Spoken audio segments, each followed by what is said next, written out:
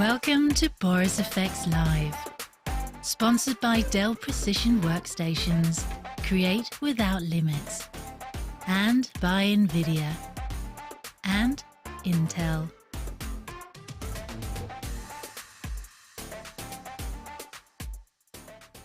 Hello, hello, hello, and welcome to Boris FX Live, your look into the video industry, Boris FX and beyond.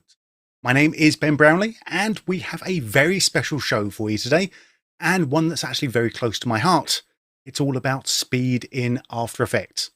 So we're going to be getting a sneak peek into the new Adobe After Effects, which is focused with a laser-like precision on workflow and speed improvements.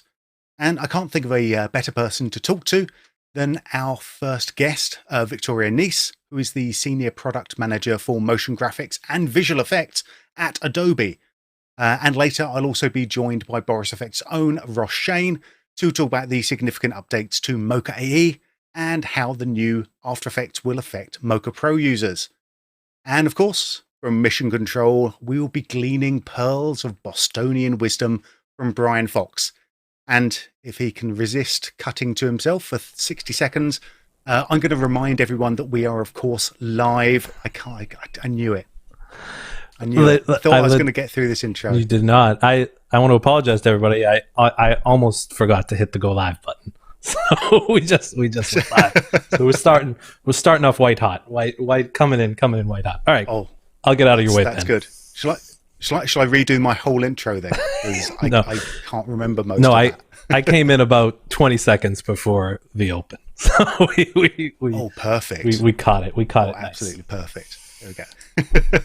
All right. So we are live and showing the professionalism we always show here at Boris FX Live. And being live means we want to hear from you. So how do we do this? Well, if you're watching on YouTube, all you have to do is take a look at the chat window just to the right of your viewer. And if you're watching on borisfxlive.com, you also have a nice little chat window popped up right there. Now, why else would you want to be on borisfxlive.com? Well, of course, we are giving away prizes. We have competition time.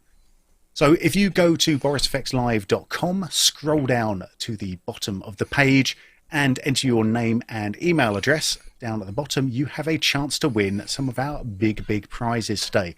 Full terms and conditions available on the website. And of course, our big prizes are going to be prize number 1. We have Boris FX swag. Oh yes, you have your choice of t-shirts, hoodies, and more from our Boris FX merch collection. Everyone's been clamoring for the Boris FX merch. The only people that love us more is bakers, because they keep going, oh, this is going off the shelves as fast as hot bread. And look at that. We have a couple of t-shirts there and a few more little designs. So t-shirts, mugs, fanny packs, as it's said over the other side of the pond there, and many more things. If you aren't fortunate enough to win, you'll also have a link to our merch store just at the top of the chat window as well. So take a little look around and strut your stuff. We also have an annual subscription to the Boris FX Suite, a $12.95 value. The Boris FX Suite is everything that we make, including all of the stuff that we're going to look at today and beyond. So that's going to be Sapphire, Continuum, Mocha Pro, Silhouette, and Optics. And because we are doing a nice big thing about the new Adobe After Effects, we also have an annual subscription. We don't have a graphic for this, I just forgot. We have an annual subscription to Creative Cloud going out to one lucky winner as well. So this is a huge prize. So this is fantastic. So that's a year's subscription to Creative Cloud going out to one person, and you get so much. It's going to get so much. But we're going to talk about Creative Cloud in a moment. So join us. Go borisfxlive.com, scroll down to the bottom, enter your name and email right there. Now, before we move on, I just want to say a special thank you to some special people in my life. That is NVIDIA, Dell, and Intel for helping to make this live stream happen. Thank you very much to our sponsors there, especially with Dell Precision Workstations, the #1 workstation brand in the world. So thank you very much to all of our sponsors to let us keep going with these live streams. Alrighty, I think we're going to go on because I'm actually going to introduce my first guest, and I'm delighted to introduce Victoria Nece. So Victoria is the Senior Product Manager for Motion Graphics and Visual Effects with Adobe, and I literally cannot think of a better person to talk about After Effects with. Victoria, welcome to Boris FX Live. Thanks. Hello. Hello. It's great to be here. This is going to be fun. It is. I've got like so. I mean, we're going to be talking about the new After Effects for most of this stream, and I've got so many questions, and I'm really looking forward to seeing what other people are going to ask as well. But I like, before we get into that sort of thing, I kind of like, one of my favorite bits of these live streams is to get to know people a little bit more. So you didn't, come out fully formed as Adobe's. I've forgotten your title now. Your full title is very long and very impressive. It's very long. So it doesn't very fit long on the business card and template. very impressive. It's that long. but you didn't crop up fully formed there. Where did you start from? What is your journey to the Adobe chair? The funny thing about that question, though, is it does kind of feel like I have been doing this all my life because I've been using After Effects since I was a teenager. I kind of grew up with it in a way. I've been using Photoshop since I was a kid. So I've always had access to these products. I was really lucky to get access really early on. And so they were part of my life very well before I think a lot of people get access to them. And then from there I became a motion designer. And just as soon as I started learning After Effects, I was hooked. It has just a way of approaching things that's sort of how my brain works too. And it's almost like speaking another language. Sometimes there's moments where somebody asks how to do something and it's just, you can almost not even translate. You're just like, oh, you just do the thing.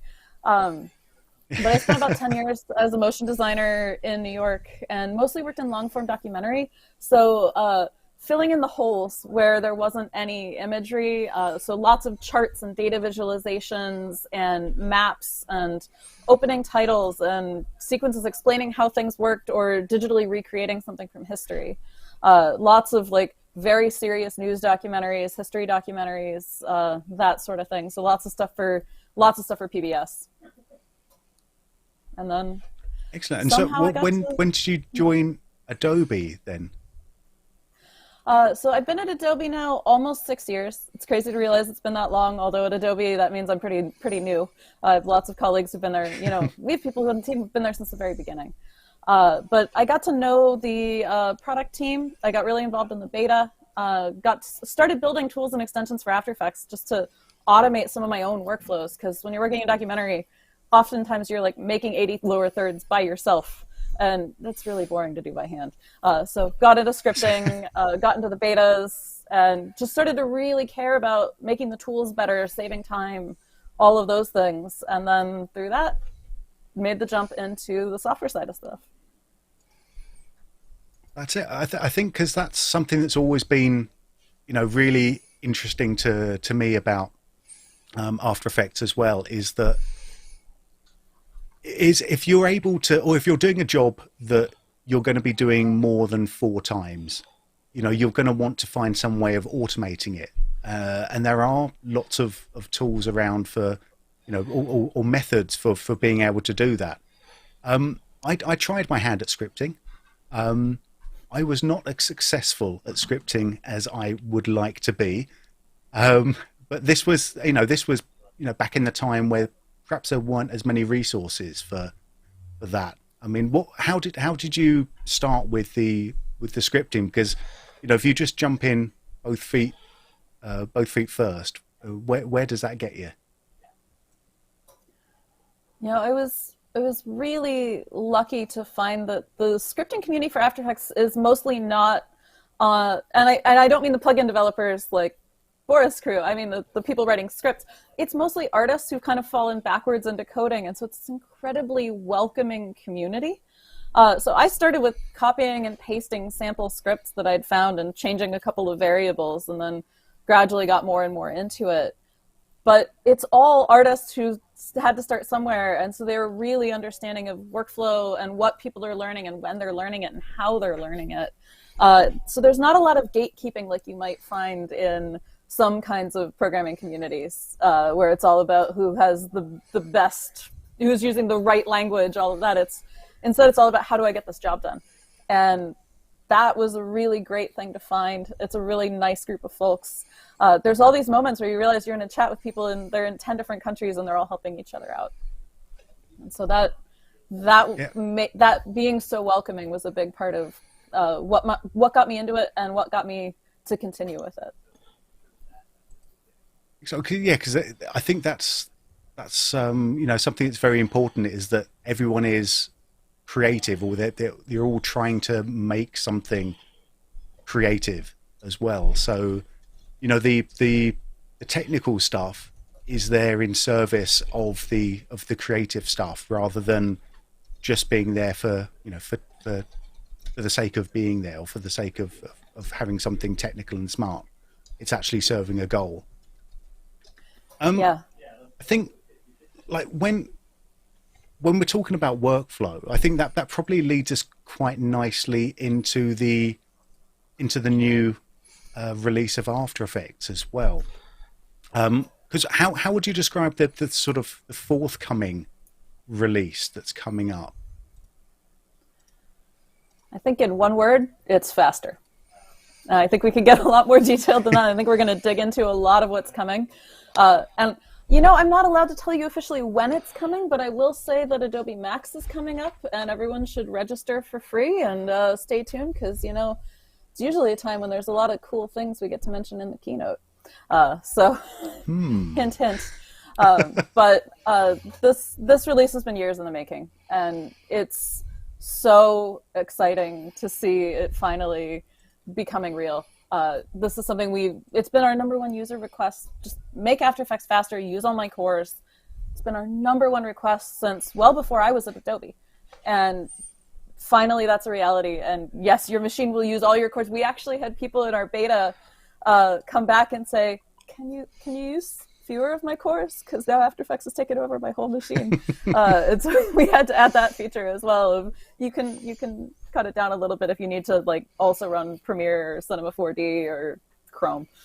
So it's been a huge effort. The team has been working incredibly hard. They've touched something like 5 million lines of code. This is basically a re-architecture of After Effects.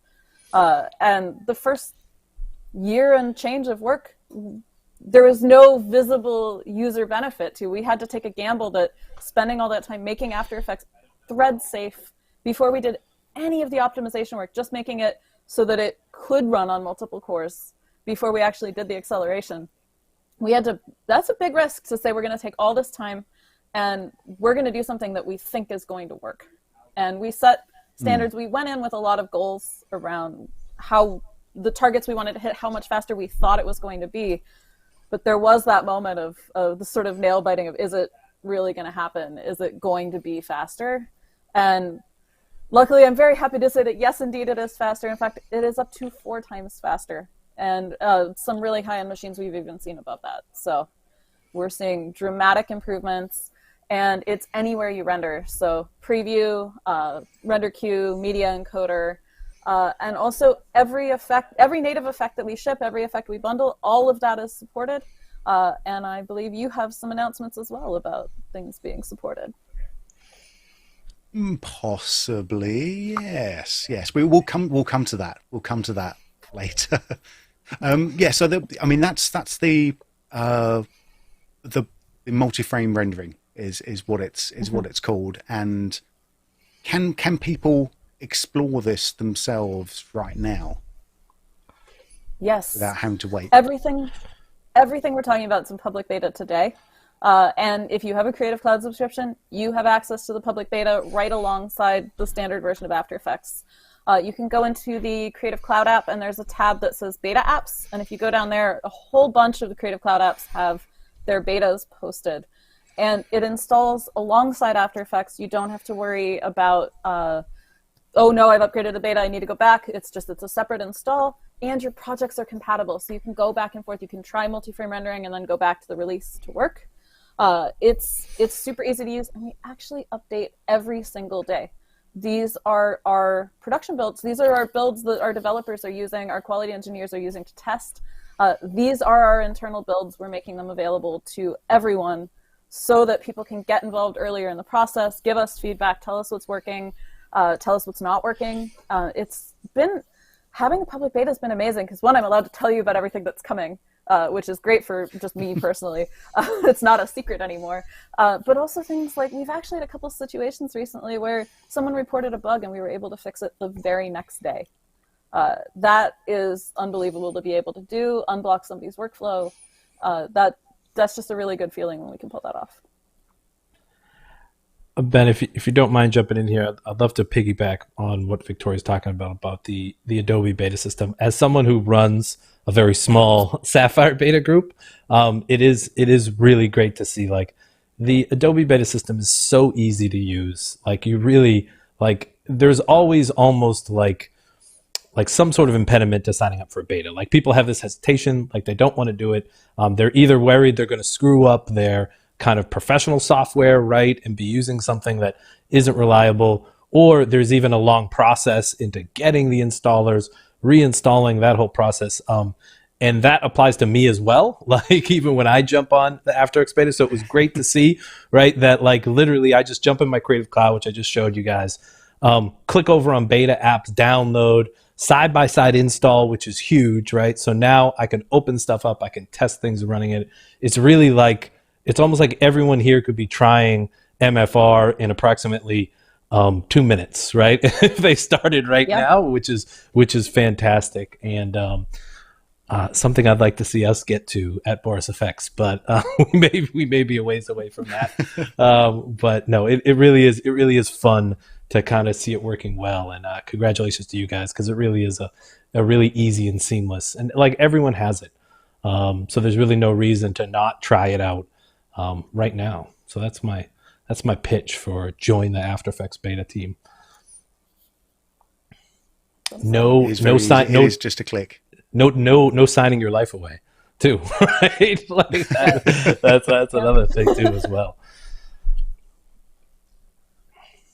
Because I mean, that the other thing is that people are often wary about what happens to projects that are saved in beta applications. Is that is there still compatibility with the current shipping version? Yeah, you can just go back and forth. And in fact, we haven't changed the After Effects project file that much in a couple of years now. So you can even go back to some older versions, not even just the very latest. So it's fully compatible. You can jump between the beta. One thing that's actually good to know, though, if you're using Dynamic Link or you're using Media Encoder, you need to use the beta versions of those as well. So there's sort of the beta ecosystem and the release ecosystem, and release talks to release, beta talks to beta. But your project files can go between either. So your project files are the same on either side. Excellent. It makes it super easy to get started. Should we take a quick look at the interface, because I've got it on my system, so we can have a little look, and you can talk a little bit about the system here. Hang on, let me just come in, and I'm going to ask Brian if you can see. Hang on a second. I'll tell you what. I'm going to do this the professional way. Actually monitor what I'm trying to do. I know it's awful. Hang on, but that does mean I have to clear up a little bit of my desktop, which is something that I'm not happy about, to be fair. Because I've got, I mean, it's everything's there. There we go. Now I can do this, and now I can just do that. Wow. And now we see that was almost seamless. Seamless. Now we see vMix on top of After Effects, in case anyone was wondering. No. I do. I see the vMix window on top. Is it got right? Okay. cut me away. Hang on, let me cut away. I'll go back. Because that's not meant to happen. And let's cut back here. No. No, it's frozen. It's frozen. Oh no! It's gone on. I tell you what I'm going to do. You vamp while I fix everything. I'll take over. I'll say that, you know, it's funny. So After Effects is a huge part of my life, right? And it's a huge part of, like, you know, here at Boris FX, like, my job involves, number one, testing in After Effects all the time, right? As our number one host, we're constantly testing. But then I'm also using After Effects to create every marketing asset we use, like all of our videos, all of our graphics. And so for me, like, coming from a production background, there's always been this hesitation to use beta software, like, just because I'm like, you know what, if it ain't broke, don't fix it. I'm over here. I'm more interested in hitting deadlines. Totally The recent, understand that. right, the MFR beta though was different for me, because once I got in and started to see that, you know, some of these crazy John Dickinson composites that I'm rendering that take 30 minutes now take 8 minutes. I was like, That's awesome. uh-oh, Yeah, you can't go like, back. I'm not going back. Are you crazy? Like, Yeah, so then, you can't go so back then, at that point. then I start to get nervous, where I'm like, well, obviously I can't go back now. I mean, this is so much faster. Like, am I in trouble? And for me, and mind you, I will say, like, I'm very much an elementary After Effects user. Like, I'm in and out. It's been rock solid for me. So it's been a real stable release. And like I said, I total caveats, you know, I read the forums and some people doing a lot more complex animations, but for the stuff that I do, it's been amazing. And you are definitely, like, rip it from my cold dead hands at this point. Like, I am not giving it up. Right? We're gonna quote you on that. Yeah, I look forward to October. And 100% I'm chatting with my friends being like, you're crazy if you're not on this beta, because all of you complaining all about render times, I hate to tell you, like this is what you've been waiting for. And at this point, if you're on a modern production machine, you definitely have a ton of cores, you know? Yeah. So to be able to take advantage of that, it's also, like, so satisfying now to see it rendering on all my cores. It's definitely been fantastic for me personally.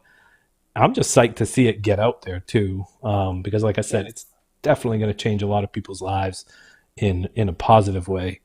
And we're going to talk about later about how it even affects our plugins. Like, all the Boris FX Suite plugins are all MFR ready, and we have some really cool benchmarks. We've done some render tests. We'll show you later as to how it affects all the plugins.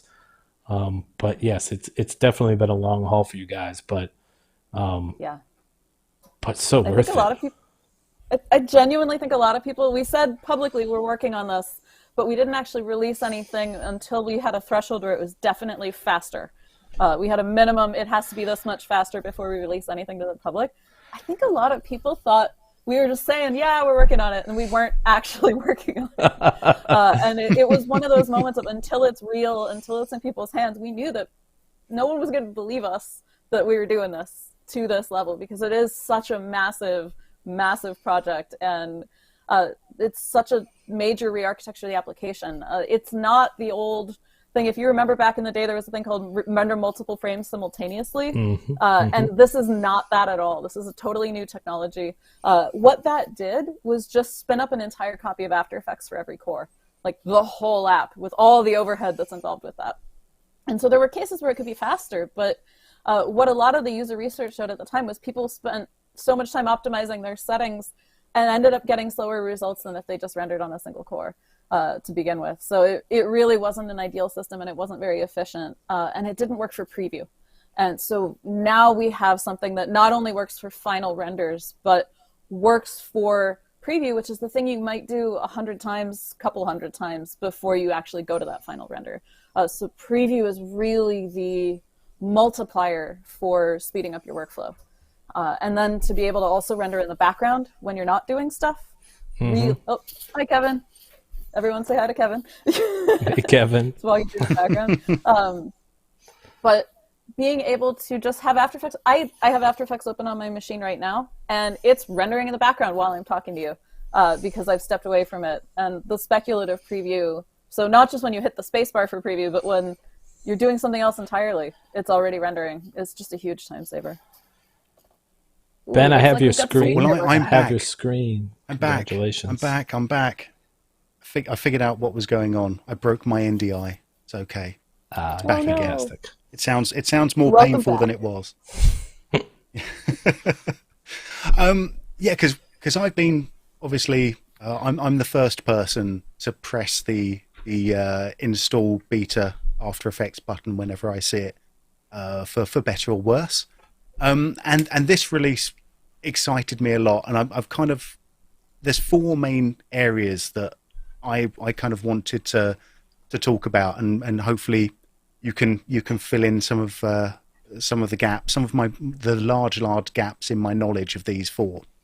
And the first one is probably just multi-frame renderer, because I've got like hang on, let's say this is the original here, and I'm going to prompt Brian to be ready with one of the graphics on this one, because this is just a, oh, you're too good. So this is like just a sort of fairly, I'm not going to say fairly straightforward chroma key, but it is fairly straightforward. It's got like a big background happening, and you can see just how long it's taking me to render out a single frame, because I've got lots of layers. I've got pre-comps with lots more layers going in, just to kind of build up a background, working in ridiculously overly high resolutions for no readily apparent reason. But you know, each of my frames here is taking about 13 seconds to render up. So if we so this is about a 3-second comp in the end. So Brian, if we can roll my little before and after. So this one here, the original was taking, is it written in there? Yeah, it was originally How long this actually took? 562 frames. What, that makes no sense. Oh, 562 don't frames. just ignore my. It was sorry. It was in seconds. I think I can look it up. Hold on. Keep talking Okay, about that stuff. makes I'll get sense. the spreadsheet. I've got it. Yeah, no, the original without MFR took 9 minutes and 22 seconds to render out, and the one with MFR, the only thing that I did was turn MFR on and render out again. It took 5 minutes and 50. So yeah, those are the seconds it took. So 562 seconds versus 350, saving 38%. So, you know, over a third faster for this particular one. Nice. Which is pretty good. That's fantastic. Yeah, for sure. You know? Shout out to Lewis Brownlee, your fantastic son, for being the talent in this shot as well. Right? Yes. Aw. Yes. He's in the. I get very good rates when using him. I don't believe he still looks. I don't think he still looks like that. Right? He's about a foot taller than there, yeah. But this is one of the, you know, this is one of the type of compositions that is kind of interesting to me, because when we often do speed tests, we're speed testing, you know, a single effect against you know, an A/B on a single effect against a certain amount of time, and that, you know, that's kind of all right, but it doesn't sort of reflect how things work when you're actually producing stuff, because you can get, you know, 15% faster speeds or 30% faster speeds, but if your original render time's only a minute anyway, you know, you've saved yourself 15 seconds. What I find really exciting about MFR is that it's kind of, the more stuff you throw at it, often the bigger the time savings can be. So when you've got more complex things, those time savings build up. They're sort of cumulative, and they mean more. Yeah, we've I mean, seen really... is that sort of thing you've been seeing as well? Yeah, and especially people with multi-hour projects. We've had a couple folks say that they got half a workday back on something that was like giant event graphics or just really huge, ultra high res renders. Sometimes it's really dramatic, but I wouldn't discount those smaller improvements too, because sometimes that's the difference between 12 frames a second and having to wait to play something through a couple of times to get a sense of how it's looking versus you're able to just play back in real time and you get an instant view of what you're working on. And that's a massive workflow improvement, even if it's actually a smaller speed improvement, because you're only having to watch something maybe once or twice instead of having to sit and wait for it to loop through. It just keeps you in that creative flow, that iterative loop of make a change, preview your change, decide if you're going to keep it or change something else. That speeding up that loop, tightening that creative process, there's so much value in that. It helps the tool you're using kind of just move into the background, and it's really just about you and your work. That's right, and I think that can never be, overestimated how much, how disruptive it is to sort of have to step away when you're just kind of getting into that flow state. There's a lot of stuff that can go around, and tightening up that iterative process is one of the main things for keeping you creative. I mean, I've got a question from chat. If you're up for questions from chat already, and let me find it over here. Will MFR take advantage of multi-CPUs over a network or on a VM? That's a big one that's been asked. With multi what? Sorry, I couldn't hear you. Multi CPUs over a network or on a VM. So it's really designed to work with the hardware that it's rendering on. So if you are doing rendering on multiple machines, every one of those machines should be faster, and it's going to give you a faster experience on each one of those systems. What we haven't done is anything around our multi-machine rendering networking setup, but each piece of hardware that you're rendering on will itself be faster. And one of the things that we did accelerate is there's a new MFR flag or command line rendering. So if you're doing automated rendering, you should get the same exact benefit as if you're rendering an app. Cool. Another one there is that, are there any visual differences when you render with M turned on? That is a great question, and the answer is no, and the team has spent a huge amount of time making sure that was the case. That was one of the most important first requirements, was your render had to look exactly the same no matter how you were rendering it. And that is the thing I'm very proud to say they've delivered on. And I think I'd actually like to take a second here to introduce our second guest, if I can, because I know that there's some other questions coming in from the other side. So without any further ado, I would like to introduce Ross Shain, our Chief Product Officer here at Boris FX. Hello, Ross. How are you today? Hey, guys. Victoria, great to see you, and thanks for joining us today. It's been really interesting. Great to see you. So, Ben, Ross, I've just been monitoring the chat what's been going on? Had a couple questions to throw out there for Victoria as well. One question that and some of these questions I think I know the answers to, but maybe I'll just toss them to you. Is everything in After Effects now basically optimized for MFR? How would a user know which of their effects or what aspects of the application are actually have been optimized? So there's a simple answer there. It's the entire application. It's all of our native effects, all of our bundled effects, all of it. It's that simple.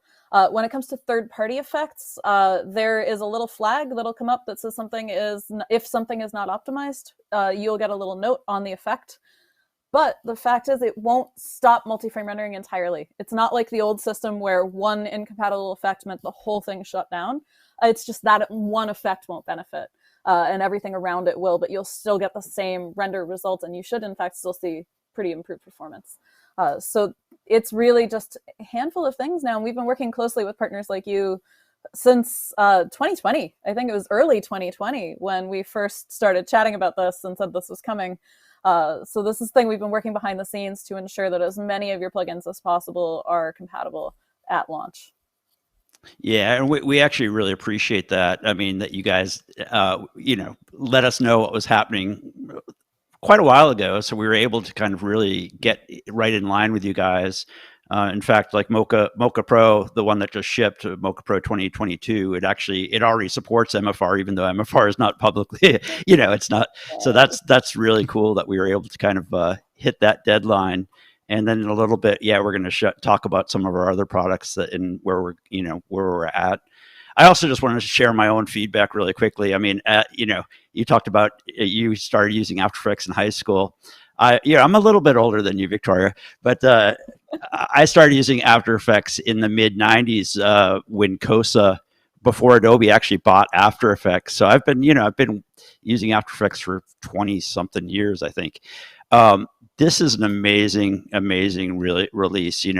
For me, just the speeds that I'm seeing. I've only just been playing with it for a couple weeks now, the beta, but I'm just really psyched, and a lot of kudos to you and your team for doing this, because I know it's certainly for years people have said, I have this fast computer, how come you're not taking advantage of all my hardware?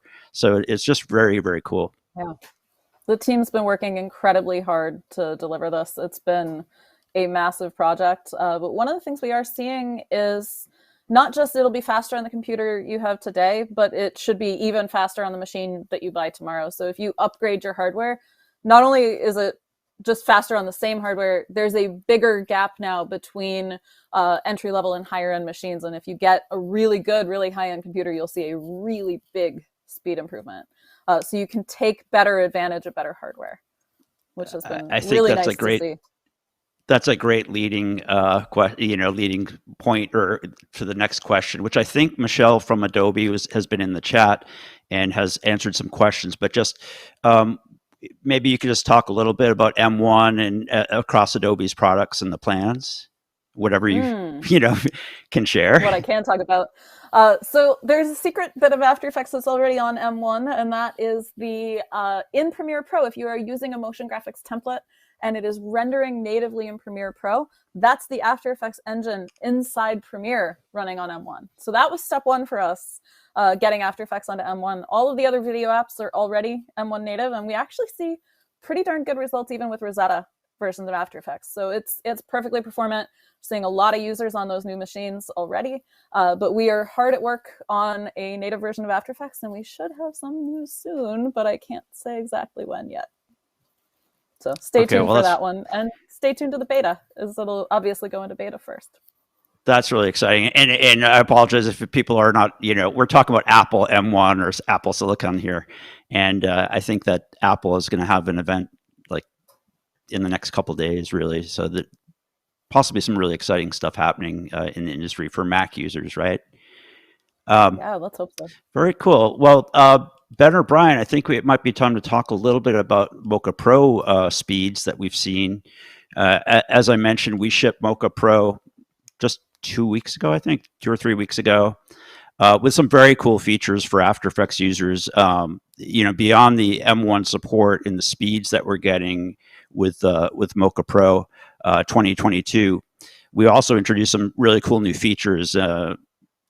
Probably the most exciting thing that we've done in the last year for Mocha for the AE community has been the Power Mesh, which is the subplanar tracking. So we can track things like faces and track things like warped. Thank you for that transition, Brian. That was a great cube. You can see, you can now use Mocha Pro to track warped surfaces. And definitely the speeds are really helping us there. It's very significant speed increase, especially, when you're tracking lots of pixels. And what else? I think there might be some slides that we've got some really good ones here, actually. I think the remove module, right? Yeah, the remove module is here. The remove module is substantially faster as well. I'm just bringing up my spreadsheet one more time. With the remove, we were seeing basically a 60% speed increase on certain shots. Wow. And averaging around between 30 and 40%. As you can see with this one here. And with the next shot here, this is another sort of slightly more complex insert that we had going on. So this was with mega plates. So this was matte painting. And on this particular one, where we were dealing with, larger than raster image sizes and putting more stuff in. With this, the original one was clocking in around about 5 minutes to render. And then all we did was turn MFR on and it was under 4 minutes. So we saved, almost 25% of the time there, just by turning on that one thing. And like Victoria said, that was just at the render stage. The sort of the savings that you're making during that iterative stage as well are just wild. Yeah, when you're previewing effects, when you're doing, stepping through the timeline, it's very, very interactive and fast. I would mention just, for those who are watching and don't know what Mocha Pro is, you might know that Mocha AE, it ships free inside of After Effects. Mocha Pro is the version that we sell that has a lot more features. So something like the remove module, which is it's sort of like content aware on steroids. That was always like a pretty slow module to render. So sometimes artists might get a little frustrated with the speed. So it's really great to have this new, optimized workflow. Let me jump in for a second and talk about, I think it's good to explain how we came at these numbers. Benchmark testing for me is always, it's been a long struggle my whole career, right? Everyone wants to know what the number is. Everyone wants to know how much faster is, say, Sapphire with MFR. And the truth of the matter is it's definitely complex, right? But here's how we achieve these tests right now. So Ben would render out one of these comps, in After Effects with MFR turned on, right? And then we would record it in the render queue. Then we would go ahead and clear the cache. Purge cache is what you always want to do. Make sure you're not referencing anything else. And then we would turn MFR off and do that same render. We kept a spreadsheet of everything, and that you can talk about whether it's percentage faster or a shorter time. If you're like me and you're typing up these slides at midnight, you're completely screwing up half of the information that's on the bottom with those 296 frames. I don't even quite know what I was thinking last night when doing that. But when it comes to Sapphire and Continuum, and I'll bring up the Beauty Studio, something like Continuum and Sapphire, they're 350 plugins, and each one does a whole bunch of different order of operations underneath the hood. So with something like Beauty Studio here, you can see we're seeing huge gains, right? Massive gains. Same thing with Sapphire as well. There's no one answer. Every single plugin reacts differently because they're all doing different things. So what we did is we took some of, this is Ben's comp, which is just using a whole bunch of different Sapphire effects.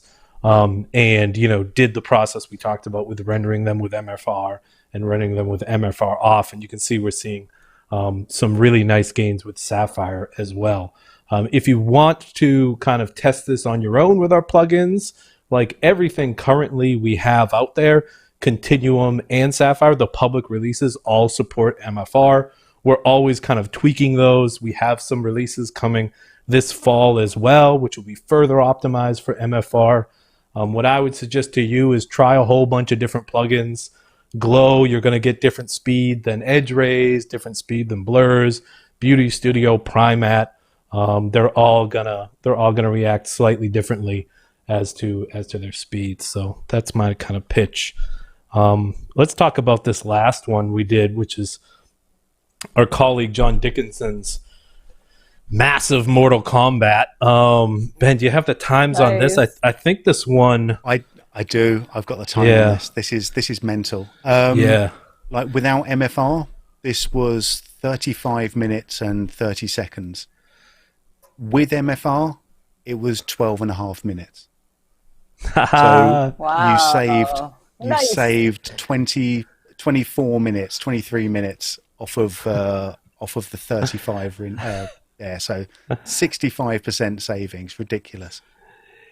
That's a coffee break. Right. And to be honest with you, I've done tons of tests with this project, and it's like inherently in my mind, I'm scared of it, right? Because it's like, a 30-minute render every time I tweak one thing on it. And it was great to see it run so fast. I now see what I've done. That is the time difference in frames, which is completely useless to anyone since I did not put 25 frames a second. So if you take that number divided by 25, then you would get the time. But kudos to me for putting up some completely useless info. I do have one more too. This is another one we did, right? This is a whole bunch of different plugins of ours, right? Ben, you got some Sapphire in here. This is another one with loads of layers. Mm-hmm. This has got a lot of Adobe native ones in there, like Reptile, which is making some of that rain just absolutely a huge frame size. And this would take 34 minutes more or less, 33 and a half minutes to render out, and with MFR 19 minutes and 10 seconds, so 43% faster. That's fantastic. Which is huge. It's really fun. Like, we spend so much time, fine tuning our plugins and trying to get them 1% and 2% faster, right? And 4% faster. It's great to see these large, big increases. Because like sometimes I tell people all the time, like, you should be on the latest version of Sapphire.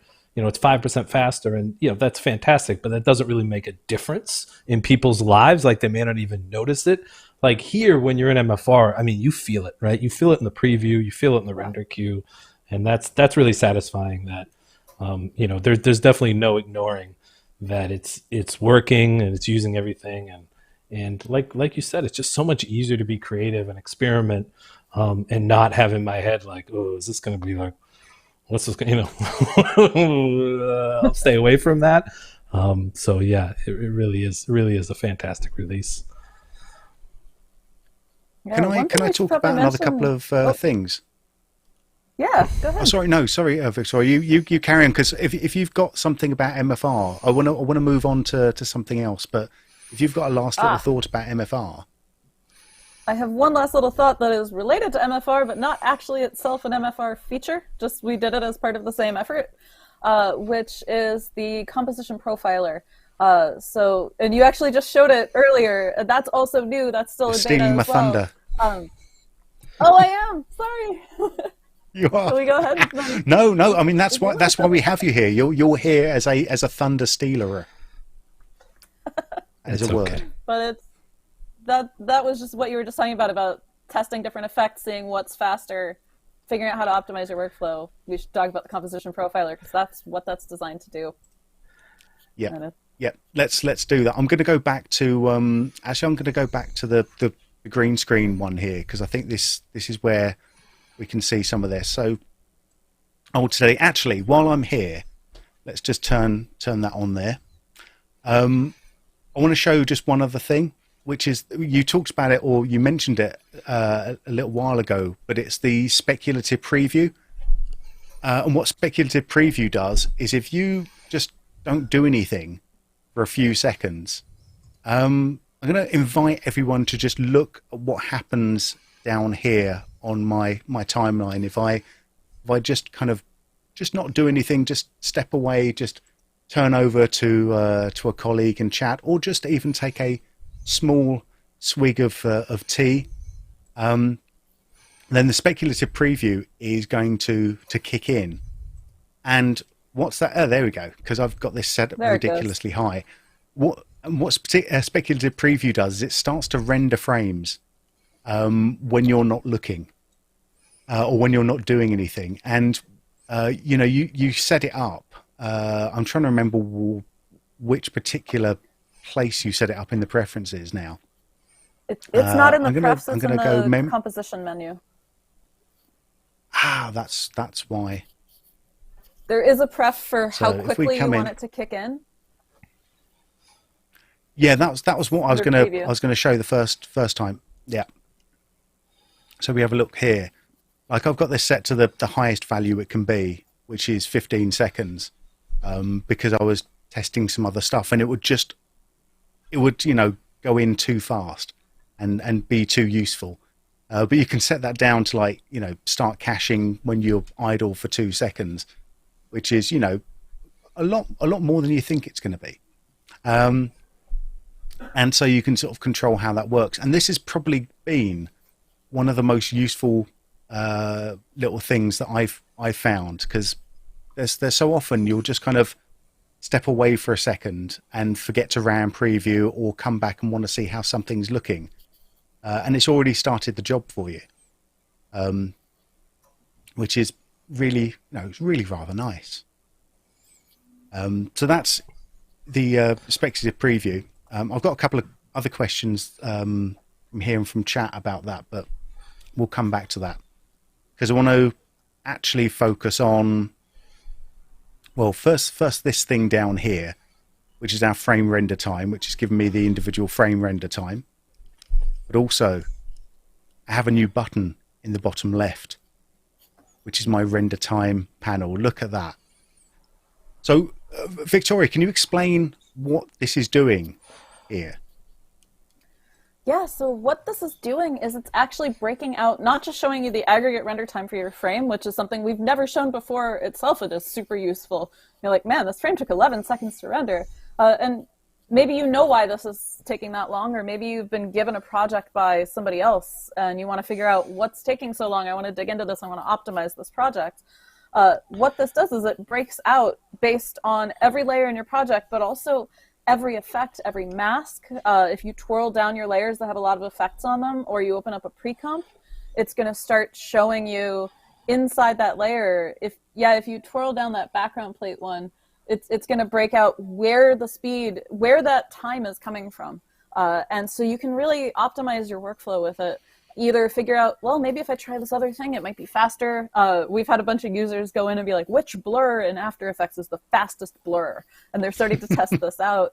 But it's also really great when you're just like, I really want to focus on maybe the motion in the scene, and I want to know what's slow so I can turn it off and keep working, and then I'll turn it back on when I'm going to do my final render.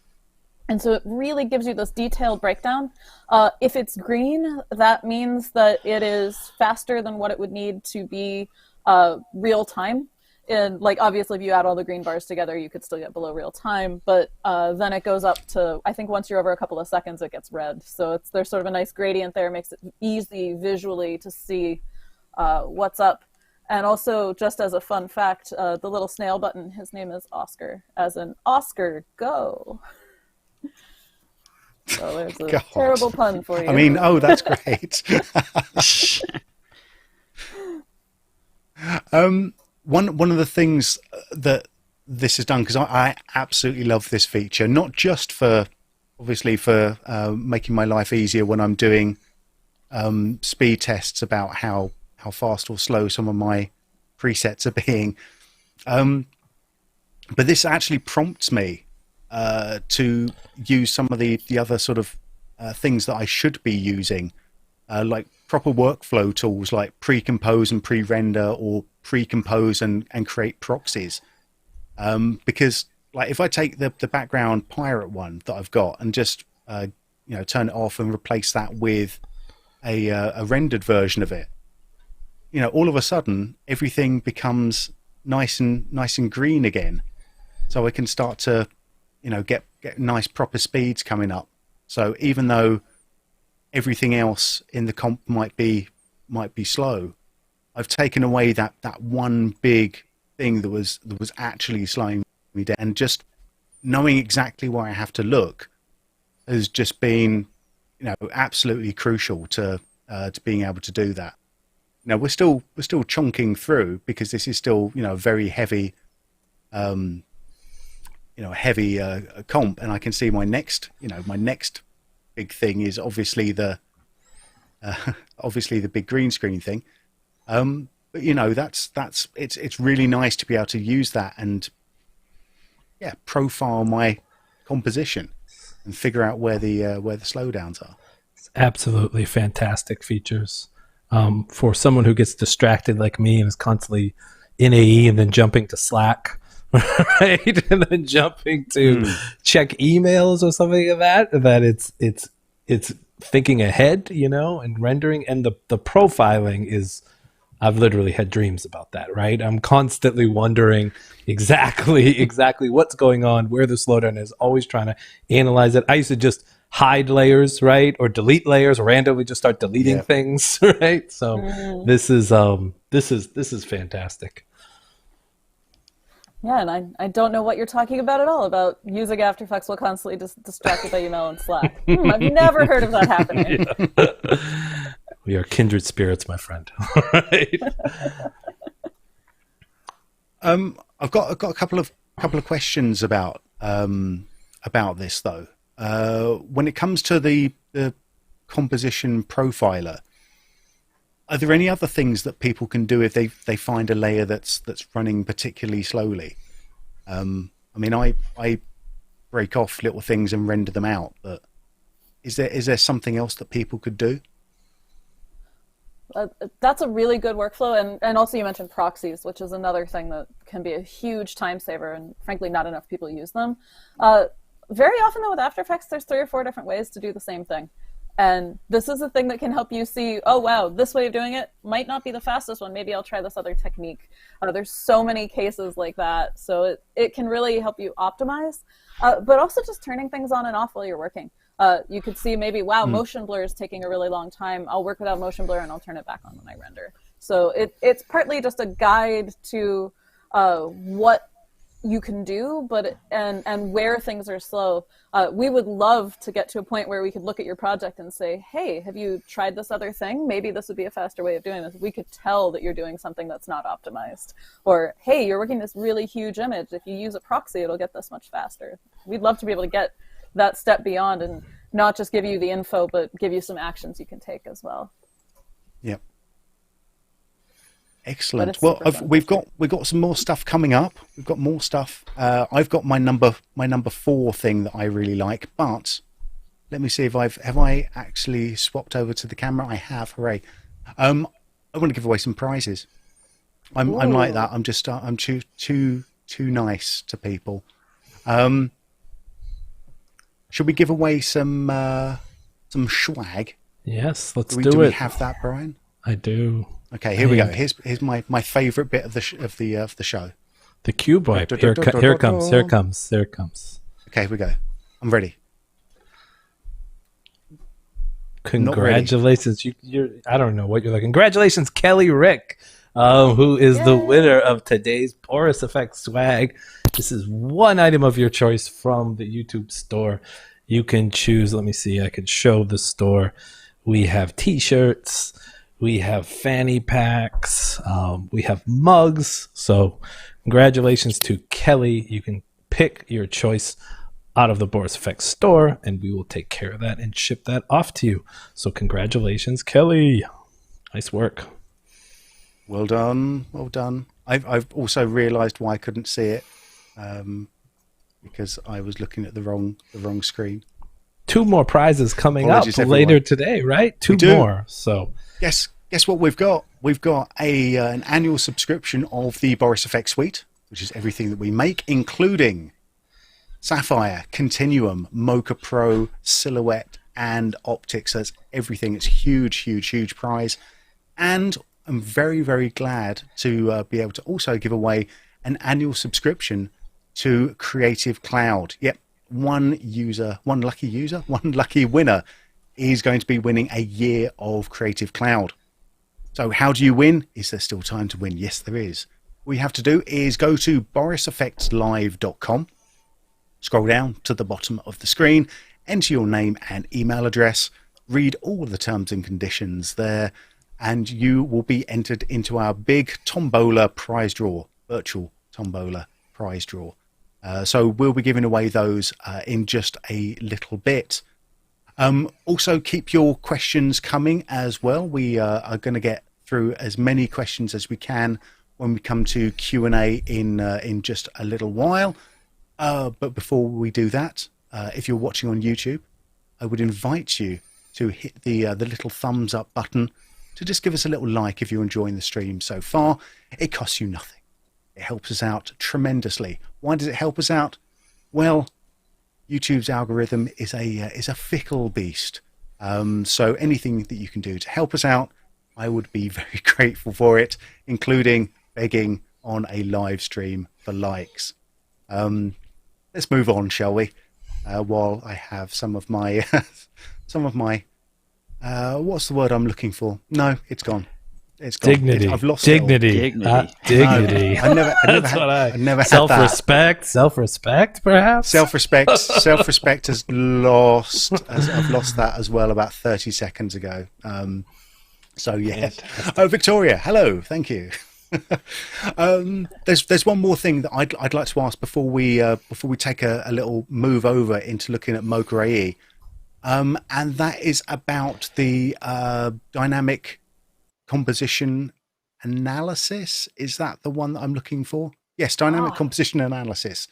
The DCA, as the cool kids are calling it. What is DCA or the?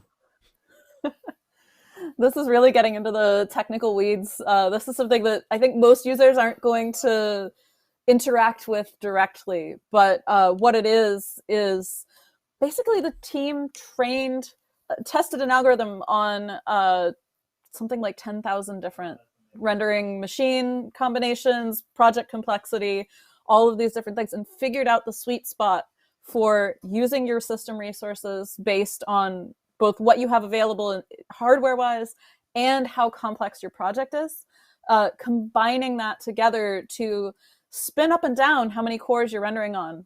So it's not just it's going to be 8 on every frame. And you'll see if you look at the info panel while you're previewing, you'll see the number of cores that it's rendering on go up and down. And you'll see the same thing in the new redesigned render queue with the header bar. There's a little info panel, and if you click on that, you'll see how many frames it's rendering at once. It's also the little bright green bar in the render queue is the multiple frames rendering at the same time. Sometimes it might be only 1 or 2 frames if they're really, really heavy, and based on your system resources, it's like that's as much as we can fit in a memory. Maybe you've a very little GPU memory. That's the kind of thing that could limit the number of cores. Other times it goes, wow, I could render these a lot faster if I'm rendering 20 or 30 frames at once if I'm on a good system. So you'll see the number go up and down, and that is internally called dynamic composition analysis. So that's one of the things that it's just on by default. This isn't a thing that you can enable or disable. It's just After Effects looking at your system, looking at your project and going, well, this is the fastest way I'm going to be able to render this. And the way that most people are going to actively see this is just the different color, isn't it, on the render bar? That's how they're going to see it. That's how I noticed it first. And I went, oh, what's that? And that's when I figured out what that was doing. So that's very cool. That's very cool. Those are my top 4. Those are my top 4 of cool. the of the new speed improvements. I'm going to take a little shift over if that's all right. We'll come back to you, Victoria, in just a wee little bit. I want to come back to Ross if we can. Ross, are you still there? Hey, Ben, I'm still here. You are still here. That's good. We haven't lost you yet. I'm still here. Yeah. You are known around town as someone in the know about Mocha and all things Mocha. Is there anything new happening in Mocha with the upcoming release of After Effects? Yeah, absolutely, Ben. So yeah, I'm here to kind of today talk a little bit about Mocha AE and kind of drop a little bit of a preview. It's obviously if you've been running the beta, that Mocha AE has been updated. And so Mocha AE now supports MFR, which is very cool. But beyond that, we've actually added some cool new features as well. So I thought I would just take a little bit of time to kind of show you guys a little bit of Mocha AE. I don't demo that often, so what I'm going to try to do as well is just try to give you guys some tips and tricks. How you, if you've never used Mocha AE, just kind of cover a little bit of the basics of planar tracking in Roto with Mocha. So I think if it's cool with you guys, I'm going to share my screen. Let's do it. All right. And I will gather my thoughts, gather my dignity. There you go. You can see it. Okay. Can you see my screen now? Yep. Okay, cool. So yeah, I'm running the beta here, and as I mentioned, I've been really enjoying running the beta. I'm just going to kind of show you how I did this shot this week. Here's like a little before after. Why don't we just go to make it a little bigger here for you guys? So on the left is a shot of this bridge that I just found online, and well, why not give them a plug? I think it was a Storyblocks clip. Anyways, I took this clip and added these. Basically did some tracking, some roto, some sapphire and continuum effects to kind of finesse the sort of like a little flag banner kind of waving thing in the wind there. So I'm going to kind of show you just how we did this with Mocha AE. And here's the comp itself. And it's quite simple, actually, if we just look at it. The bottom, I did some tracking with Mocha AE. Above that, I basically have a tracked layer, and I'm going to kind of break this down, how we got into that. That's a pre-comp with a bunch of different effects on there. Again, the same thing, another tracked layer here. And there's masks coming in both of those. Basically, we have some animated masks that were done inside of Mocha AE. And so a lot of people, sort of ask, why is Mocha AE, what's the relationship? What's the whole deal with the Adobe and Mocha? Mocha has been inside of After Effects and CS4, so it goes way back. And over the years, we've just really tried to make it better and better. And this is basically a free planar tracking and roto companion for After Effects. So let's go into this project and just kind of get started here. On my bottom layer, I just have, we'll actually delete it, just go right from scratch. We're going to go to our effects, and we're going to add Boris FX Mocha. Mocha AE here, you can see that's the version. If you never installed anything from Boris FX or never installed Mocha Pro, that's all you would see here. But you can see I also have Mocha Pro running here, or Mocha VR, which has 360 VR features. And all those VR features are included in Mocha Pro. But really, I want to focus on just like the free version today and the update that's coming out shortly. Can't say exactly when, but very soon. So let's apply Mocha AE, and then we'll just double click on it, and you'll see in the upper right left-hand corner, basically all we need to do then is launch the application. It takes a second to launch. Some of you might know in the past that Mocha AE used to be a standalone application that was embedded inside of After Effects, and you would sort of send your clips from AE to Mocha. Now Mocha AE is truly a plugin. So we're just using the After Effects media engine, and this is a great workflow because, talking about proxies or speed, if I'm, customers now are working at 8K or different very high resolution. So you could res down your After Effects viewer and send Mocha, a proxy. The other thing I just want to mention here about Mocha AE is we've added 7 hours of free training. So right from the interface itself, we can just click Watch Now. I'm going to move this over here for a second so you can sort of see it. And we'll immediately go to the Mocha Essentials page on the Boris FX website, which our friends Ben and Mary Poplin, they've kind of tag teamed to create a really killer 7 hours of free training. So I'd really recommend, for everyone who's has questions, wants to kind of go through at their own speed. This is a great way to work with the Mocha Essentials training. So enough about that. Let's just go into the application itself. And here we're in the application with the Z key. I can zoom in and out. And my goal here is that we want to track the bridge because you guys already saw what I was going to do. I wanted to put a banner, a flag banner in the bridge. And the problem with this particular shot is obviously if I was doing a corner pin, that my upper left, upper right, as soon as we go a little bit in time, these pixels are going to go off screen. And if you've ever done like offset tracking with the AE's point tracker, this can be a little bit difficult once you start getting into really big moves or things that are going off screen. So what I'm going to do is I want to create a search area in Mocha, and we want to focus just on the plane. When I say the plane, just meaning the front edge of the bridge. And some people might just go in here and do something like this with a shape, a big shape. And that's really not going to be helpful because all the pixels here, like, the water, the other elements of the bridge, they're actually on different planes. So this is not going to be a good way to track. A quick tip here is that we added these little primitives, basically. So I could go in here and add a circle shape. So I just want to track this part of the bridge. Just with this little plus button here, I could just keep adding some little search areas, just keep hitting my search, my ellipse tool there. Let's move this over a little bit.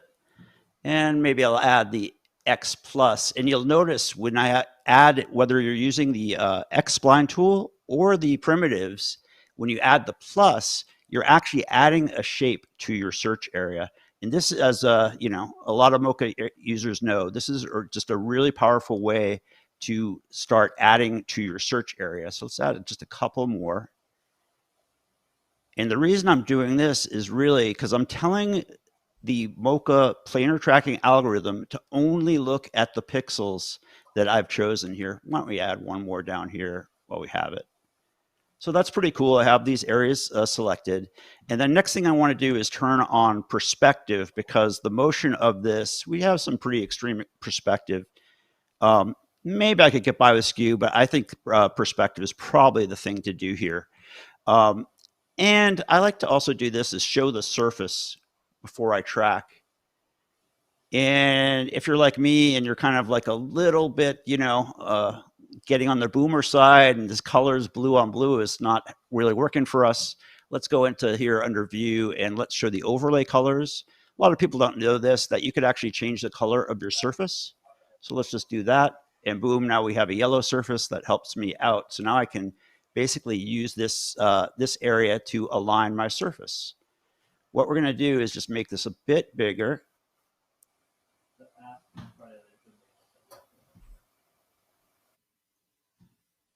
And now I'm going to basically align my surface here to the bridge.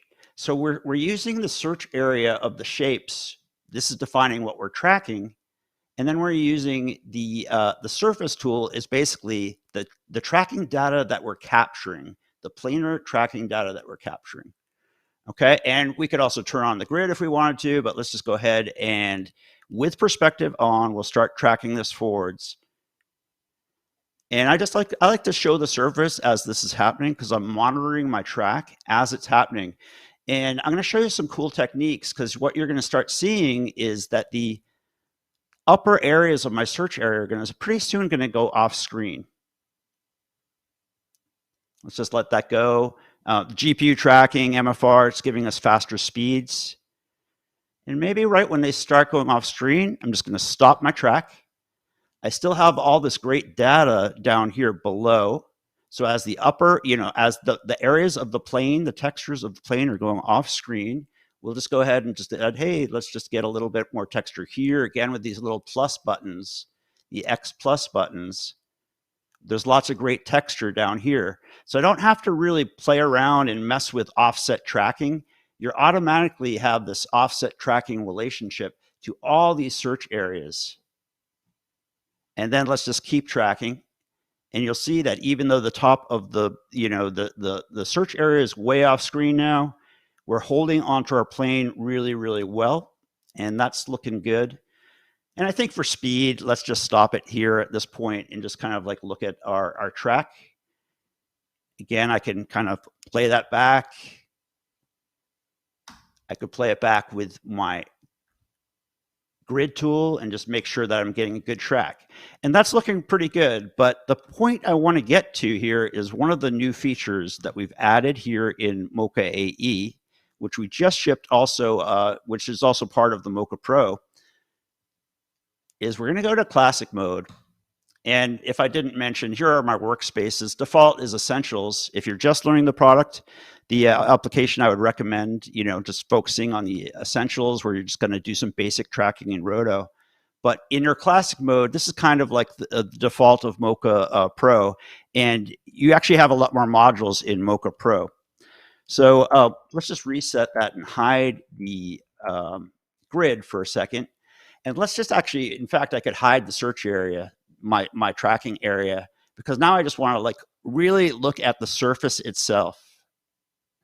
In fact, if I wanted to in Mocha AE, before you're done, you could go ahead and throw in a graphic if you just want to see how well your track looks before you're done with it. Now, if anyone has used Mocha for a while, we have an adjust track module.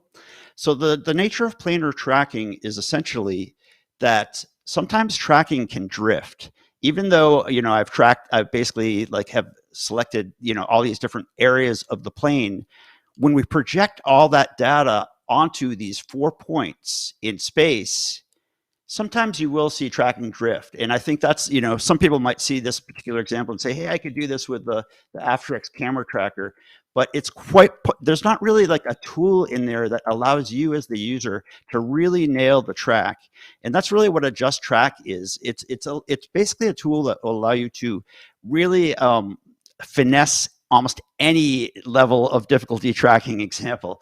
So what I mean by this is we basically have this new Adjust Track module. We call this Adjust Track 2.0, I think.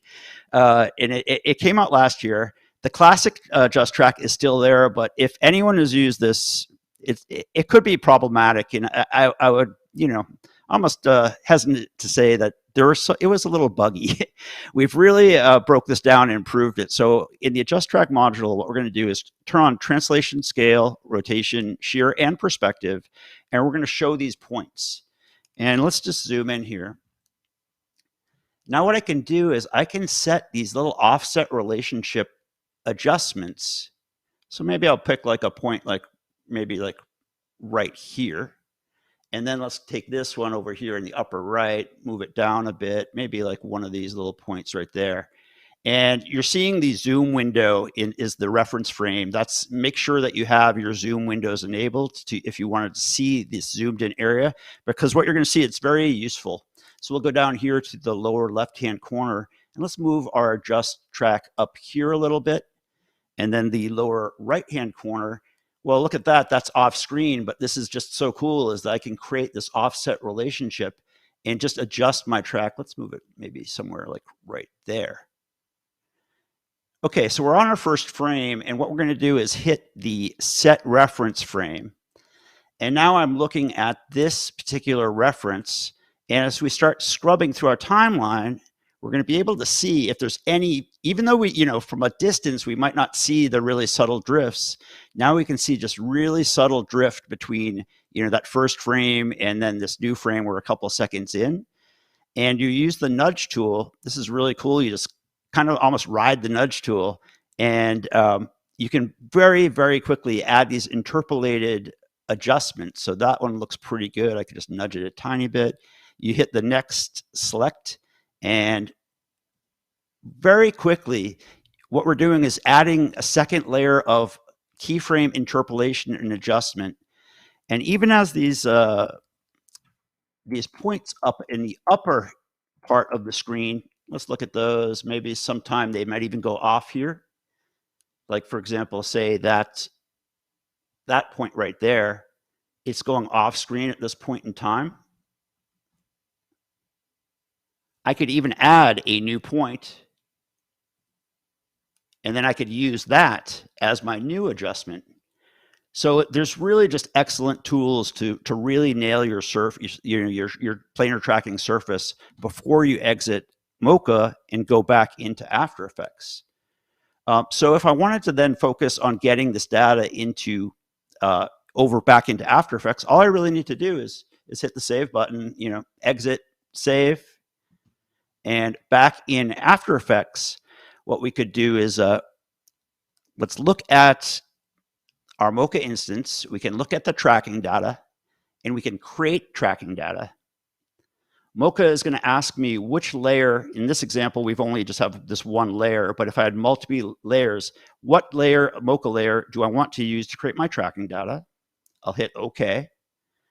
And then you'll see within this layer, we have these little animated nulls that we could use in all kinds of ways. We could obviously do, expressions and all this kind of thing. Now, what I want to do is apply that as corner pin data to a different layer. And what we're going to do is actually apply our corner pin data to this layer, which is pre-comped. And to explain very quickly why we pre-comp is that if I apply just a regular corner pin in After Effects, the nature of the After Effects corner pin is it wants to basically use the upper left, see. So it basically wants to use the entire composition size as its starting point for corner pinning. So that's why I've scaled up in this pre-comp my my logo here. If we step into here, we're going to see that here we have a logo, and I'll show you later how we've added some more effects. I have a logo here with a little background. I'll hit the tab key to go back up here. So we're going to go back to our Mocha AE tab, and simply we're going to export corner pin with motion blur, and then we're going to basically apply it to the Mocha logo pre-comp that I've created. And then we have our basic, very quickly, we've done our nice corner pin mask there. And you guys know that, After Effects, obviously you can start getting into different kinds of overlays. I think I picked a screen here. Maybe it was I think I did a screen and dialed it down here a little bit like this. And then the next bit here we're going to do is jump back into Mocha. And I want to make another point about the adjust track, because adjust track is not only useful for corner pinning, it's actually useful for roto. So layer 2, let's call this my track layer. And let's hide it. And then let's going to go in and just kind of show you how I did the roto for the bridge here. I'll just use the X-spline tool. I think I ended up doing something like this. With a right click, we can close that. And let's move this down. The I key to insert a point. Something like this. So we have our mask for this particular area. We're going to put the sign behind this area here, right? We'll call this roto as layer 2. Now, layer 2 can be linked to my track layer, but a lot of people don't know about this one. It's kind of a cool trick, is that I can actually link it to the adjusted track. So you can see when next to your link to track, you can link it to your adjusted track. So it's just going to be linking to even a more accurate track because we took the time to use the adjust track module. So now we could play through this and we'll start seeing that it's looking pretty good. Because I did, because we tracked the surface of the bridge, we're actually probably have to add a couple keyframes, like maybe down here. Just add a couple keyframes, but pretty quickly we can, we have a really nice mask. Not to belabor this, but I could obviously animate this and feather edges, and there's lots of really, really nice tools that you have for rotoscoping inside of Mocha Pro. But the point here is using the new adjust track module, using linking to track for rotoscoping, and also linking it to the adjusted track. Really, really powerful stuff in this new Mocha AE. If you like this, you can just close this, save it. Now, as far as how we work with masks here, let's just hide that for a second. Still in the Mocha AE, I could twirl down the matte effect. I could view this mask, and there's the matte that we created, and we could certainly use the Mocha effect itself to render out the matte and channel that in as a track matte. Or we could just simply go create AE masks. And what you'll see here, again, if you hit the visible layers, we can choose whichever layer we wanted to. So in this case, again, we'll just use the roto layer and not the track layer. And then I'm going to hit create AE masks. And now we have our mask. We can hit M to grab that mask, and I can copy it and paste it up to this black solid that I have here just for the heck of it. We'll just paste that there. It should be there.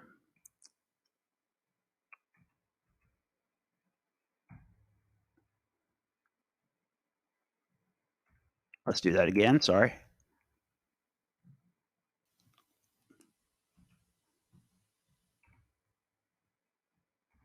Okay, there we go. Now we don't need this mask anymore on this layer. And then we can simply just turn this off, and then we could just use this as a track matte. You'll get the idea how we did that. So I'm putting that bridge the flag element behind there. So I'm going to jump to my final comp, just kind of reiterate how this was created using just Mocha AE, not Mocha Pro. And I'm also going to show you that just the speed was really, really excellent, kind of taking advantage of MFR with Sapphire and Continuum. So for example, on the sign here, let's look at the Mocha logo. We'll step into that comp. And here, let's move this up a little bit. Here you can see I have a bunch of different effects. I have a Continuum color grade. Let's turn them off so you can sort of see. We have a color grade. I've used a key to kind of key out the holes, to kind of put the holes throughout both logos, the background and the Mocha logo. And then on top of that, here we have Sapphire warp waves to get a little bit of lag. It's kind of a 2D kind of wave there. For just an idea, speed, I could apply a glow. Let's twirl this down. Start playing with the brightness, just how interactive it really is with the MFR. Or again, someone mentioned blurs earlier, or here's a vignette, or I could add a Sapphire blur, for example. And that's pretty drastic, but again, I'm on a laptop. And I'm just getting just really, really killer speeds with that render time and the feature that Ben showed there with the render time overlay. So that's really just a quick example of using Mocha AE. Hopefully that was useful for you guys. And I don't know, Ben, are there any questions up to here? Yeah, I've got a couple. One thing I did really like though is just when you stop talking for just a couple of seconds, that little round preview bar just went burp because of the speculative preview. I think that's always really nice to see. Just the speeds that are going on. It's great. There. In fact, while you were talking about it earlier, I dialed mine down to like 4. So that's why I got very good. Kick in even quicker. And I found it, just really great because you're not always working. Even when you're doing creative things, you put an effect down, you twirl some parameters, you want to get some very quick feedback, and to just be able to kind of preview my final comp, and just see, even with that blur just stepping through, it's very, and this is full res, so it's very, very responsive. So very cool stuff. Yeah, it's just nice taking advantage of your thinking time. So even the thinking time isn't wasted on the computer. It's great. Question for Ross. Go ahead, Bud. Yep. Oh yeah, no. Just one from the chat, which is, you said that Mocha AE is optimized for MFR. What about Mocha Pro? Yeah, so Mocha Pro version 2022 is also optimized for MFR. In fact, it's available right now. So if you're running the beta, you could install Mocha Pro 2022 and you would be able to take advantage of some of the speeds that we were showing earlier. Excellent. Yeah, and I think we'll come back to the speeds again a little bit later. But I think those were really the big one, or that was really the big one that came from the chat. I thought it's great. There's it's always nice to see Mocha AE getting something a little extra in there as well, because I think I think the Mocha AE is one of the best hidden tools in After Effects when it comes to doing tracking and masking. And it still surprises me how many people are shocked to see it. But you know, there's new people coming in all the time, so maybe I shouldn't be shocked. Maybe I'll keep my shockedness to myself. No, you just have to keep spreading the word. Ross.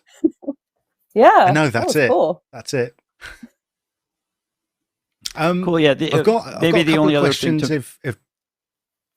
Sorry, Ben, we're talking over each other. I just wanted to mention one other thing, you know, about the Mocha AE. Again, this is coming very soon. And basically, when Adobe ships the MFR release, the Mocha AE inside, again, is that's what I was just showing. I also wanted to, you know, beyond the adjust track module, as far as like sort of new features, under the hood, the application is actually, you know, it's faster, but it's also, it's basically more robust in the sense that we've basically taken the software and it's running out of process. And what that means, just from a real layman's term, is it's going to be more stable. Yeah. So, you know, we've really worked hard to make the product, you know, run more smoothly with Adobe in general. So yeah, it's all good stuff. And there's some tweaks as well to the tracking algorithm, so that it's you know, even more you know, robust when it comes to big wide movements as well. You know, that's something that's now in Mocha AE, which is really good from my point of view. I think I've got like a ton of questions that we need to go through, and I think it's Brian, are you on the line? Because I've got one as well for you. Yes, sir. Come on, there we go. Hold on. In there. Give me a break. We need 4 up. Come on. There we go. There we go. Right. There we go. That's what I want. There he is. That's what I want. Because this is really Victoria, Brian, and Ross. Because someone was asking in chat what the relationship was like between Adobe and third-party developers. You know, like Boris FX, and kind of how much heads up do third-party developers get of, you know, huge architectural changes like MFR. I can't think of the last time we did anything this big. So this was one though where, yeah, from our side, this was something where from the beginning we knew that it was super important to involve all of our partners, and that you needed as much advance notice as possible. So I'd love to hear a little bit more from your side. But this, I think we originally reached out, it was like June of 2020, maybe a little sooner than that. And that was when we were already pretty far along with making things thread safe, and we were confident that we were going to get somewhere that was really going to make a difference for users. So that's when we initially did outreach. I think we had a good long meeting with you at that point and talked through what the plans were and how it was going to affect everyone.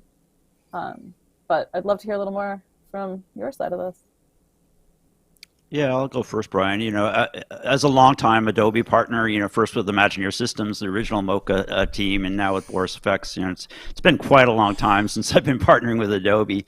And yeah, no, I think Adobe's partner program is probably, you know, I don't want to piss off any other partners, but it's probably the best in the industry. We really love working with Adobe, and you know, you guys have been really great with sharing. You guys have been really great with you know, giving us the heads up, because ultimately that's what our goal is. We want to support your users. You know, we want to support the hosts that we work with. So having that relationship is really, really important, so that our customers can take advantage of the newest, like we were saying earlier, the newest hardware, the newest software, and all, you know, maximize their investment in their own, you know, what they're putting into their own infrastructure. So yeah, it's really happy with the relationship from our end. That's good to hear. And it really is, our users are your users. They're the same people.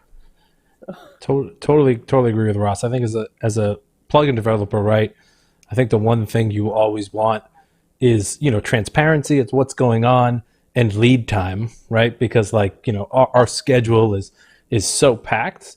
So to be able to plan for this, to be able to execute it. And by the way, and even to keep up, constant communication with all your partners during the pandemic, like never missing a beat. We're talking all the time to Shara and Sue, and they're really keeping us, up to date on where you're at, like with your milestones and where we're at. I mean, I think that really went really well. Like it would have been a terrifying thought if this was sprung on us like a month ago, right? I would have not known what to do. But the lead time was great, and like you said, this is a huge undertaking. So being there from the beginning, participating with the developers on Slack, and that constant communication. That's something we strive for with all our partners, because I think it just makes it a better product overall for everyone. And of course, we really appreciate you guys taking the time to jump in and dig in on this new stuff, because that's how our users benefit. Because if they're using your stuff, we want them to see the same speed boost as if they're using even just like our own native effects. So there's really a benefit there on both sides, and it's really important to keep that going. Yeah, it's really an ecosystem, and like it's a customer's using multiple pieces of equipment, whether there's their computer and their Wacom tablet, or in various monitors, and all the bits and bobs that the customer is using, and you just don't want to get into a situation where a customer they've already invested in some kind of tool, but they can't use it because they're waiting for some kind of collaboration between two companies. It can be really, I can speak for all of us probably here. We've all been in that as an artist or as in production, that can be really frustrating when you're like, why isn't this working the way I think it should be working? So yeah, it's really nice when it works.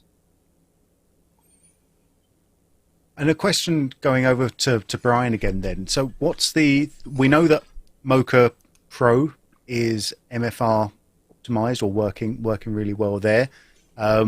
If you want to see some of those speed tests, or other speed tests, we've got some here as well.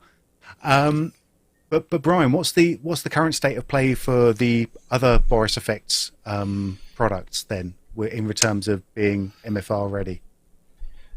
So Sapphire 2021.5 was MFR compliant, and we released that, I believe, it's all a blur now. April, May, sometime around April. there. Yeah. Same thing with Continuum. Continuum, the 2021.5 release, also was MFR compliant. We were definitely ahead of the curve on this stuff, and we kind of snuck those features in. That was, like I like to say, like the first iteration of the MFR support, and that was happening almost, you want to think about 6 to 12 months ago, where we're still constantly working on it. So the new versions that'll come out this fall have even improved MFR support. But if you have Continuum 2021.5 or you have Sapphire 2021.5, either of those, you can load them up into the MFR beta right now, and you can rock and roll with MFR. But stay tuned for our fall releases, because it's going to get even faster. And that's a great point, right? It's not like this isn't the end of a race. It's in many ways the beginning of the marathon, with further optimizations. Yeah. I love Victoria's line about future-proofing your AE. Like, as we know, we have some big boxes out there with 32 core and, AMD Threadrippers with 64 cores, and we have new Mac hardware coming. And so it's a fun time to be in production. And I think Adobe has positioned After Effects kind of like right at the heart of this all, with future-proofing the software for these big machines to come. Goodbye coffee, taking 20 minutes to go run to Starbucks during your render. You're right. I know. Sigh. But yes, that is it. It is Sapphire and Continuum are both MFR compliant as of right now. I will say Sapphire, we've talked a lot about M1. Sapphire is also native on M1, as is Mocha Pro, right? And look for Continuum to jump on the M1 native bandwagon pretty soon. Both those you can run in Premiere right now, and hopefully in the near future be running them natively in After Effects as well. So it's like I said, it's a fun time on the hardware side of things right now. Things are starting to move really fast, which is exciting. Yeah. Well, in terms totally of that, agree. I've got another one for Victoria. Because we've tested on a number of different systems internally, both Windows and Mac. Are there any independent hardware tests that you've seen or that you've conducted? So internally, we have a hardware lab with a whole range of machines from low-end to very high-end systems. But externally, both Puget Systems and HP have done some really fantastic benchmarking. The Puget Systems blog post with all of their hardware recommendations and all of their tests on a wide array of hardware and their recommendations, that's already up, that's already public. I think that's on Pro Video Coalition, and as well as their own site. HP has a blog post in the works where they've found some really great test results so far, and that should go up, I think, in the next few weeks. But what they're really seeing is the more cores you have, the bigger the benefit. And so you can really start maxing out your machine now in different ways. We used to just say, just get something with the best clock speed, and that is really no longer the case. We're now seeing some much more dramatic numbers with machines that have a whole bunch of cores. And so you can see one of these machines hit 476% faster, which is just staggering. So I think that is, however, not a cheap computer. But it's apparently it's HP's dock is coming soon. Yes. What? yeah. Sorry, I only have the Puget one lined up. Yeah, you can see some fantastic, 32 core Xenon, 64 core Threadrippers. 100%. These aren't cheap machines, but like when you're seeing that production increase and you think about how much time you can save, right? It's a cost of doing business at some point, and a fantastic way to save time. Plus, once people really start to see these numbers, there's no way they're not going to want those speeds. So it's like, I apologize. I think there's going to be a lot of new hardware bought for this Thanksgiving season during some the perfect time in the market, maybe for some it as well, Black Friday sales, right? I sent some new hardware being purchased. Yeah, and well, let's just partners are going to be happy. Definitely, that's right. Well, let's just finish off with a few of the last questions, then, shall we? If there are any questions out there in chat, it is literally now or never to get them in. Also, either if you're on YouTube or borisfxlive.com, do it now. If you're on borisfxlive.com, enter the competition. You've got maybe 3 minutes before we announce our big winners. So get on there. Hey, someone, I will say, who just jumped in the chat and did that, but something we forgot about. Do we talk about the notifications in After Effects? Did we skip over that? Right? Oh, you're getting to it. I'm sorry. I'm sorry. You're gonna wait till after the stream's over, and then we'll get to it. No, look. If you look at the document at the bottom, you'll see it's right there. Yeah, okay. Cheeky. Nice. Monkey. There we go. That is a all right. Great okay. Feature, so while we're at it, let's talk about notifications. I hear there are new notifications going, Victoria. Tell me about those. Unprompted. There are indeed. And this goes along with the coffee break. If you did decide to go get some coffee, After Effects can keep rendering, and then when it is done, it can send a notification to the Creative Cloud app on both iOS and Android. You don't do anything fancy to set it up. You just install the app, log in, and then in After Effects, check the notify box in the render queue. Super simple. It will just go to your phone. It'll go to your desktop, and if you have a smartwatch, it'll go to your watch as well. So I have moments where I walk away from my machine and I realize After Effects has texted me that my render is complete. So it's a really nice way to walk away with confidence. You don't have to worry about how's it going. You don't have to remote in and check on it. You just know that you'll get a message when it's done. Yep. Or if you've got a render machine going and you're working on your laptop, you'll all of a sudden get a little pop-up notification on that as well if you're signed into Creative Cloud on both machines, which surprised me the first time it happened. I went, oh, that's very nice. Thank you very much. I'm going to say one other thing as well, which is probably my number 5 feature, the one we haven't covered yet. And that's something in the Adobe Media Encoder. And I'd like you to guess what that new feature is in the Adobe Media Encoder. It's a little button. It's a little button, and I'm actually gonna just open up my Media Encoder so that we can cut to it. Hang on a second. This is flying by the seat of my pants here. Here we go. Look, loading it up. Let's bring something down. I don't even need to put in anything here. It's this little button down here. Auto computer shutdown. So when my render is done at 4 in the morning, I can just let the computer shut itself down. That is have a nice fantastic. couple of hours of rest, and then wake it up with a nice cup of coffee in the morning. And that's when I saw that button, I just went, oh yeah, that's nice. That's what I've been waiting for. So thank you very much for that one. There we go. And that aligns very well with the notifications. It's another thing if you're working on multiple machines. It just can get out of your way a little bit more. It's the stuff you don't have to think about. Yep. Getting rid of, smoothing some of that absolutely. Cool. So the last couple of questions, I'm going to just hang on a second. Let's move there. So I've got my questions up. And some of these we've already answered, but we've got new people coming in all the time. So with regards to multi-frame rendering, how does MFR differ from the older multiprocessor rendering or other third-party things like Nucleo?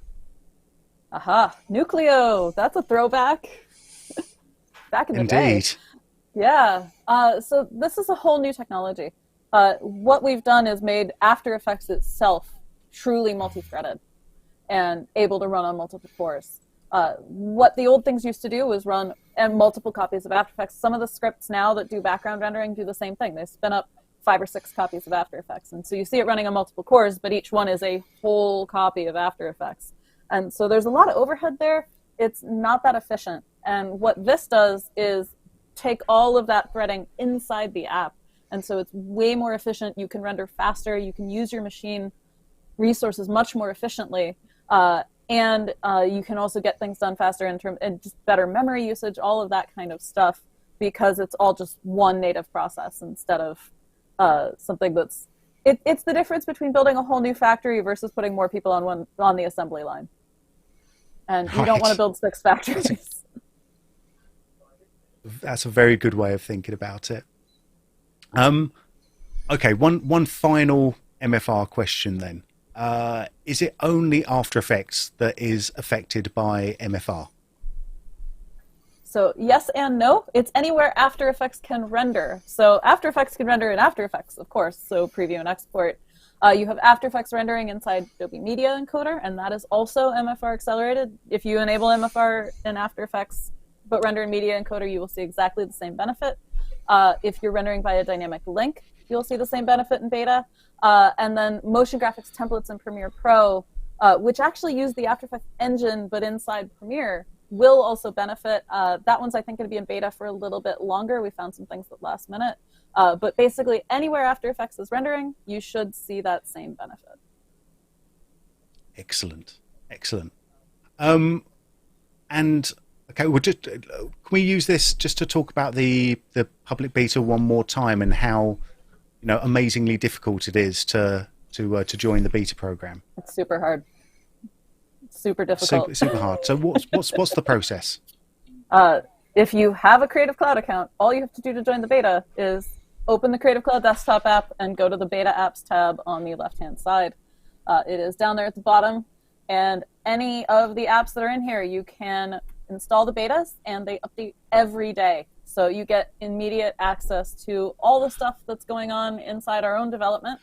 Right there, we have a beta forum where you can give us feedback. There's a What's New panel inside the app that's going to show you everything that's new inside the beta since you last opened the panel. So every time you update, there may be something new. You can keep track really easily. And then we really want people's feedback. The reason we have a public beta is so that we can get users testing this in their workflows and telling us what they need, telling us what's working or not working. it's how we make decisions about what to ship and when to ship and how we make changes to the product. So it's really an opportunity to be involved with that development process and really have a voice in how your tools are made. Excellent. So I think before we go, I just want to say Adobe Max is coming up. You've mentioned that a couple of times before. When, where, how do we get there? So Max is free, and that's the really important thing to know. I know that it didn't used to be free back in the day when it was in person, but Max is now free. It's virtual, it's online. You go to max.adobe.com, you can sign up. There is a Meet the Team session with the After Effects team if you want to meet more than just me. We're going to have a lot of fun there. We had a great time doing that last year. And there's hundreds of hours of training. There's tons of great speakers. We're really excited about Max this year. Some of this is totally live. I think a lot of the famous folks, you got to tune in at the live stream to see them. Other stuff is going to stick around for a year afterwards. There's tons of training. There's just so much going on at Max. And that was weird seeing my own face. But there's a ton of After Effects sessions for beginners all the way up to expert users, and also people coming in from either graphic design or video. Getting comfortable with motion graphics and visual effects. So there's tons and tons of stuff, and Max is always a blast. We're really excited. There's also sneaks where you can get a sneak peek at some of the stuff that's still in the lab that could become a product one day. That's where things like Rotobrush 2 and Content Aware Fill, I think, were both sneaks. And hey, that sponsor looks awfully familiar. That's right. That's right. Max is a blast. I'll also be at Max as well. Oh, great! Yeah. But we can't find the session, unfortunately. I don't think the stuff is live yet. Is it? Is our page live? Your session. Somewhere. Okay, yeah. Hold on. Talk amongst yourselves. Come on. I thought you were being, as you would say, cheeky again, and you were joking because I no, not this time. Not this time. Yeah, it might be. So how do people sign up? So it's max.adobe.com. Where do people sign up? Max.adobe.com. So you can sign up there. There we go. And then you get a registration page where you can sort of build your own conference schedule. It's nice and interactive. You can search all the stuff. I always find that I want to see 5 things that are happening at the same time. So you can see also then where to watch stuff later.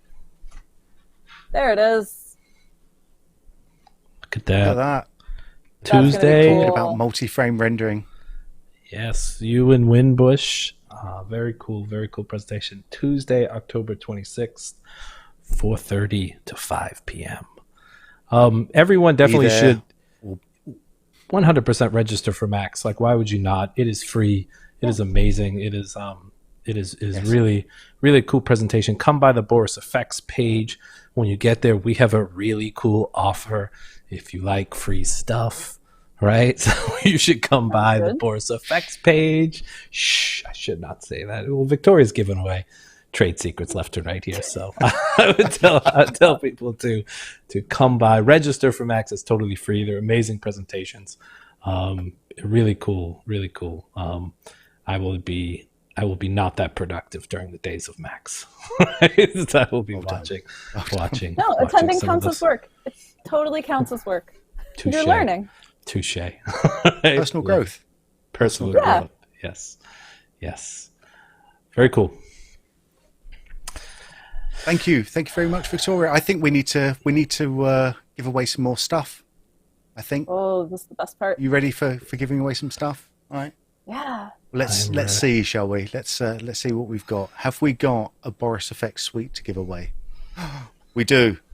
This is going to Elvis Santana. Congratulations, Elvis Santana. You have won an annual subscription to the Boris FX Suite. That is everything we make, including Continuum, Sapphire, Mocha Pro, Silhouette, and Optics. So congratulations, Elvis. Well done. Well done. Claps Elvis. In the chats.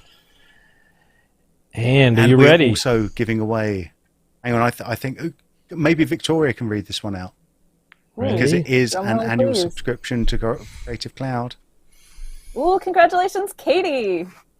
Congratulations, Katie. Nice work. That is Well done. 1 year of Adobe Creative Cloud, $599.88 value. Congratulations, Katie. Thank I you. love the precision. Right? Well, why I'm saying that is because if you've noticed, I've had a lower third up for the past 2 hours with the wrong price. So this is on Very brand. nice. On brand for me. But congratulations, Katie. Nice work. That is amazing. Thank you, Adobe, for your generous donation. That is fantastic. Thank you very much. To all our prize winners, we will be in contact with you in the next couple of days. This is the reason why you go to borisfxlive.com and register with your name and email address. It means that we know who you are and it's easy to find you. In the nicest possible way to give you free stuff.